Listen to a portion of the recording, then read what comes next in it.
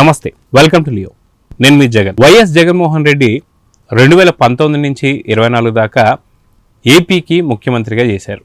ఇప్పుడు మాజీ ముఖ్యమంత్రి, అదేవిధంగా పులివెందల ఎమ్మెల్యే అని చెప్పుకోవచ్చు. అయితే వాస్తవానికి ఇప్పుడు జగన్మోహన్ రెడ్డి గారి గురించి ప్రస్తావన ఎందుకు వచ్చింది అంటే, గతంలో ఆయన సిబిఐకి సంబంధించిన కోర్టుకి ఆయన వ్యక్తిగతంగా గతంలో హాజరయ్యేవారు.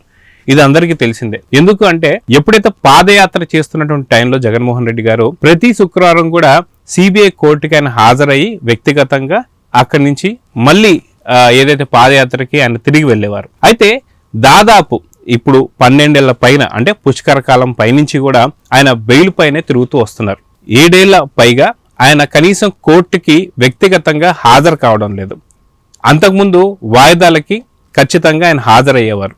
ప్రతి శుక్రవారం కూడా ఆయనకు నియమించినటువంటి ఒక షరతులు ఏంటి అంటే, ప్రతి శుక్రవారం ఆయన సిబిఐ కోర్టుకి హాజరు కావాల్సిందే అని. అయితే గతం నుంచి కూడా ఆయన బెయిల్పై ఉంటూనే మరోపక్క అక్రమాస్తుల కేసులు ఏవైతే ఉన్నాయో వాటికి సంబంధించి సిబిఐ కోర్టుకి ఆయన వెళ్లకుండా గత 7 ఏళ్లుగా ఉన్నారు. ఆయన ఇంకా ముఖ్యమంత్రి అయిపోయిన తర్వాత ఉన్నటువంటి ఒక న్యాయమూర్తుల పైన, న్యాయవాదుల పైన, ఆయనకు నచ్చని వారిపైన, న్యాయస్థానాలపైన కూడా ఆయన ఎన్నో రకాల విమర్శలు చేశారు. అదేవిధంగా తన సొంత పత్రికల్లో కావచ్చు, లేదా మీడియాలో కావచ్చు, వారిపైన వ్యక్తిగతంగా కూడా కక్ష కట్టి కూడా ఆయన కొన్ని ప్రచారాలు అయితే చేశారు. ఇది అందరికీ తెలిసిందే. అయితే వాస్తవానికి రాజకీయ నాయకులు ఇప్పుడున్న వాళ్ళు ఎవరైతే ఉన్నారో వాళ్ళు ఎవరైనా సరే విదేశాలకు వెళ్ళాలంటే ఎవరికి చెప్పాల్సిన అవసరం లేదు. ఖచ్చితంగా వాళ్ళకే వాళ్ళు వెళ్ళి వచ్చేస్తే సరిపోతుంది. కానీ జగన్మోహన్ రెడ్డి గారి పైన ఈడీ కేసులు ఉన్నాయి కాబట్టి ఖచ్చితంగా జగన్మోహన్ రెడ్డి గారు విదేశీ పర్యటన చేయాలి అంటే ఖచ్చితంగా సిబిఐ అనుమతి తీసుకోవాల్సిందే. అయితే అదే విధంగా జగన్మోహన్ రెడ్డి గారు సిబిఐ కోర్టు దగ్గర నుంచి పర్మిషన్ తీసుకోవడానికి వెళ్ళినప్పుడు అక్టోబర్ 1వ తారీఖు నుంచి 30వ తారీఖు లోపల ఏవైనా సరే 15 రోజుల పాటు వెళ్ళొచ్చు అన్న షరతులతో జగన్మోహన్ రెడ్డి గారు పర్యటన చేసి వచ్చేశారు. అయితే కోర్టు ఏదైతే సిబిఐ కోర్టు కూడా ఇంకొక షరతు కూడా విధించింది. అదేంటి అంటే, జగన్మోహన్ రెడ్డి గారు తన విదేశీ పర్యటన అయిపోయిన తర్వాత వ్యక్తిగతంగా నవంబర్ 14వ తారీఖు లోపల సిబిఐ కోర్టుకి ఖచ్చితంగా హాజరు కావాలని చెప్పి షరతులు పెట్టారు. కానీ జగన్మోహన్ రెడ్డి గారు ఇంకా ఆ సమయం దగ్గర పడుతుంది. దాదాపు ఈరోజు నవంబర్ 7వ తారీఖు, ఇంకా కరెక్ట్గా వారం రోజులు మాత్రమే ఉంది. సో ఇంకా రాకపోవడంతో జగన్మోహన్ రెడ్డి గారికి సిబిఐ మళ్ళీ అడగడం జరిగింది. అయితే జగన్మోహన్ రెడ్డి గారు నేను కోర్టుకు రాలేను అని చెప్పేసి ఒక మెమో దాఖలు అయితే చేశారు. ఎందుకు ఏమిటి అని చెప్పేసి అడిగినప్పుడు చాలా విచిత్రమైనటువంటి యొక్క అంశాలు అయితే ఆయన చెప్పారు. ఏంటి అంటే, జగన్మోహన్ రెడ్డి గారు ఖచ్చితంగా కోర్టుకి నేను రాలేను, అయితే హైకోర్టు నుంచి నా తరఫున న్యాయవాదులు వస్తారని చెప్పేసి ఒక మంజూరు చేశారు కాబట్టి నేను వ్యక్తిగతంగా సిబిఐ కోర్టుకి హాజరు కాలేను, నా తరఫున న్యాయవాది వస్తారని చెప్పి మాట్లాడుతున్నారు.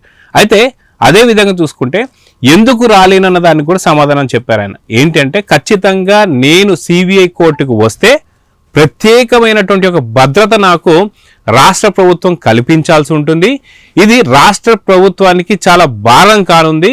కాబట్టి జగన్మోహన్ రెడ్డి గారు ఆయన కోర్టుకు రాలేనని చెప్పి విన్నపించుకున్నారు.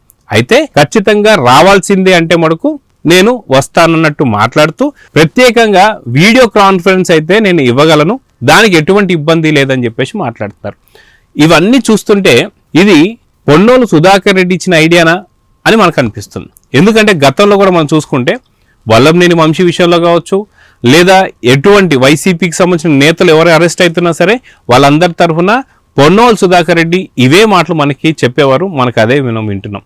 అయితే ఈయన తరఫున అయితే జగన్మోహన్ రెడ్డి గారి తరఫున న్యాయవాది వస్తారని చెప్పి అంటున్నారు. అది పొన్నోలు సుధాకర్ రెడ్డి గారు కావచ్చు, లేదా ఇంకెవరైనా సరే కావచ్చు. వాస్తవానికి జగన్మోహన్ రెడ్డి ఎన్ని విదేశాలు, అంటే ఆయన లండన్ వెళ్తున్నారు, అదేవిధంగా చూసుకుంటే మనకి ఆస్ట్రేలియా వెళ్తున్నారు, అదేవిధంగా ఎన్నో దేశాలు వెళ్తున్నారు.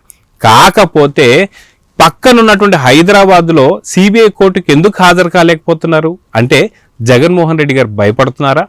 ఖచ్చితంగా వెళ్ళి వ్యక్తిగతంగా ఒకవేళ హాజరైతే అక్కడి నుంచి అంటే ఆయన అరెస్ట్ చేసుకొని పుష్కర కాలంగా ఉన్నటువంటి బెయిల్ రద్దు కాబోతుందా? నవంబర్ 14 లోపల వ్యక్తిగతంగా హాజరు కాకపోతే ఏం జరగనుంది? సో జగన్ ఎందుకు భయపడుతున్నాడు? ఇటీవల ఉన్న కేసులన్నీ కూడా తిరగదోడుతున్నారా? సో ఖచ్చితంగా ఒక పక్క సమాచారంతోనే జగన్మోహన్ రెడ్డి కోర్టుకు వెళ్ళడానికి భయపడుతున్నాడా? సో మీరేమనుకుంటున్నారో కామెంట్స్ రూపంలో తెలియజేయండి. నమస్తే. Please subscribe to Leo News for more videos.